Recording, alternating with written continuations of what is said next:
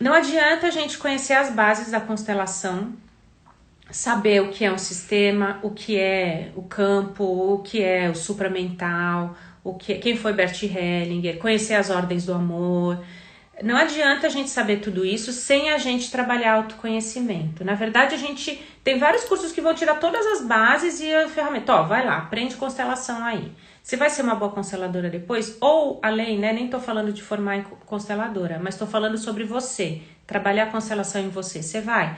Você só vai conseguir fazer isso se você trouxer para você, para sua vida, esse olhar terapêutico. Aprender as bases da constelação e sempre trazer para você. E ó, eu digo uma coisa para vocês. Às vezes esse trazer para você é angustiante. Não é bom. Porque você começa a olhar e fala, nossa, que desordem que eu vivo. Por exemplo, um caso de uma pessoa. Minha mãe, ela, depois de muitos anos, né, eu já tinha... Uma pessoa falando, tá? Não é o meu caso. Mas uma pessoa me falando.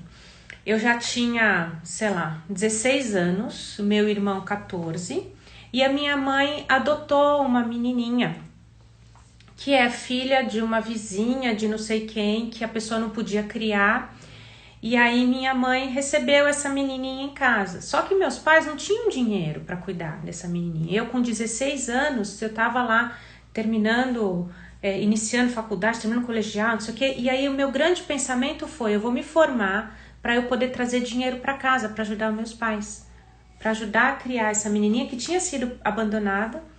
Meus pais cuidaram dela, e aí então eu cuido dela também. E essa menininha passou a ser minha irmã adotiva, e ao longo da vida eu sempre tive esse foco no trabalho, no crescer e tal. Eu me casei, tenho filho, mas eu sempre sinto que o que mais me pesa é a questão financeira, porque eu sinto que eu tenho que ganhar não só para mim, para minha família, mas para eu dar para os meus pais. E para essa minha irmãzinha, que agora já é grande e que ela passa grande parte do tempo comigo.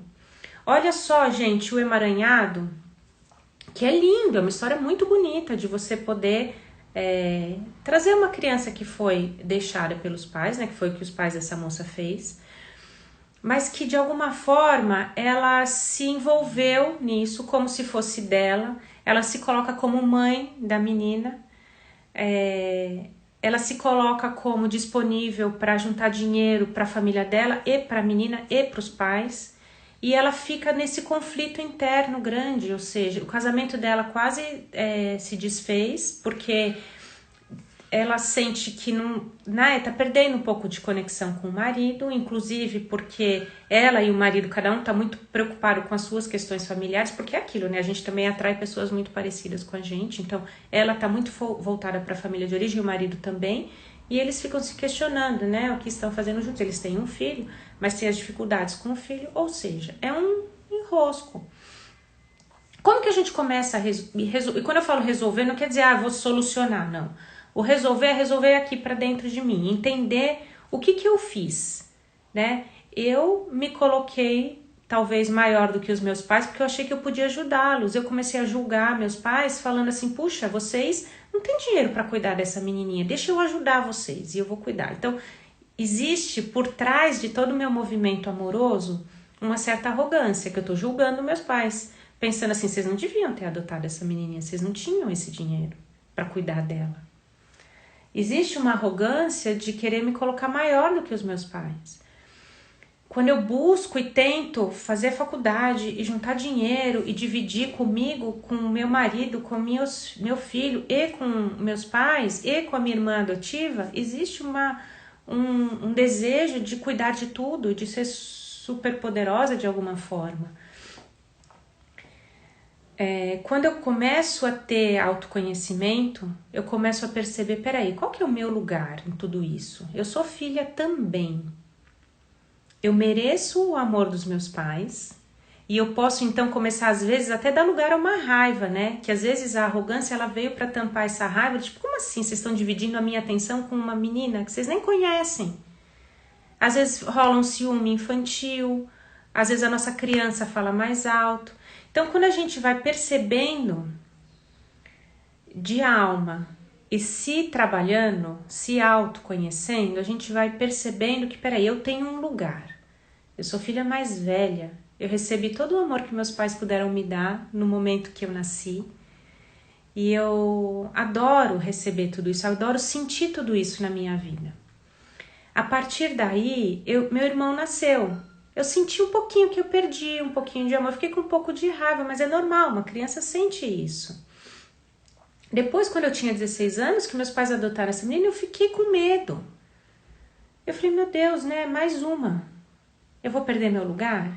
Meus pais vão deixar de me amar? Sabe, quando a gente vai dando voz a nós mesmos e não aos controles, né? Como alguém colocou aqui, é o controle que a gente tem de vou ajudar meus pais, vou dar dinheiro. Então, aí eu recebo a minha vida no meu lugar e eu dou lugar aos sentimentos. Aí você vai falar, mas Ju, é feio ter ciúmes, né? Quando você fala assim, você tem ciúmes do irmão? Que feio, tem que ter espaço para todo mundo. Os pais dão conta de amar todos os filhos. Você teve raiva que você perdeu o seu lugar? Que feio. Feio ou não, a gente sente. O feio é o julgamento. A gente sente os ciúmes, a gente sente a raiva. A gente precisa dar lugar, a gente precisa se autoconhecer, a gente precisa de alguma forma externar isso, falar, eu tive raiva, eu tive ciúmes. O que eu vou fazer com esses ciúmes agora? Eu não sei, mas agora que eu sei e tô dizendo, eu posso fazer algo com isso, porque se eu nem coloco ele em cima da mesa, se eu jogo ele para baixo do tapete, eu não posso fazer nada, eu fico sofrendo com isso e fico ali, né, nessa angústia de querer trabalhar mais e ganhar mais dinheiro e dar dinheiro para todo mundo e achar que assim eu vou salvar a vida de todo mundo, tá? Quando eu começo a dar lugar a mim, a voz, aos meus sentimentos, eu posso trabalhar. Poxa, eu senti ciúmes, eu senti raiva, senti. É feio, pode até ser, mas eu senti. Porque eu achei que eu estava perdendo meus pais. Eu era criança. Depois de um certo tempo, eu percebi que eles tinham amor para dar para mim, para o meu irmão, para minha irmãzinha. Eu percebi que mesmo eles sem dinheiro, eles estavam fazendo o melhor que eles podiam para aquela menininha que foi abandonada pela primeira vez pela mãe. Eles não iam deixar ela ser abandonada pela segunda vez, mesmo sem dinheiro. E conforme você vai ouvindo a história, né, conforme você vai sentindo tudo isso, você vai se dissolvendo algo dentro de você. O que é isso, gente? Isso é autoconhecimento.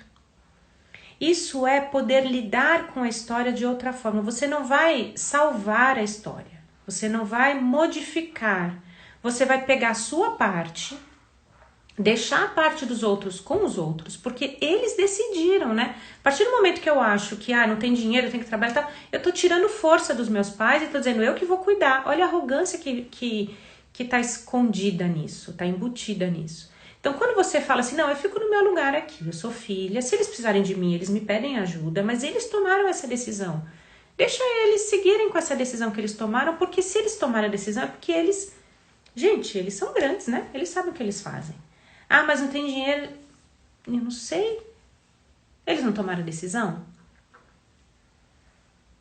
Olha como é bonito a gente poder olhar... E quando eu tô falando isso, eu não tô falando do lugar de raiva. Vocês tomaram a decisão, vocês se viram. Olha como é diferente. Eu tô olhando com amor e falando assim, puxa, eles tomaram essa decisão. Eles são meus pais. Eles sabem o que eles fazem. E aí, deste lugar aqui, muito confortável de filha, eu posso dar força para eles. E eu posso também voltar para minha família, para o meu filho, para o meu marido. Né? E aí eu posso, então, ter esse amor fluindo no meu sistema.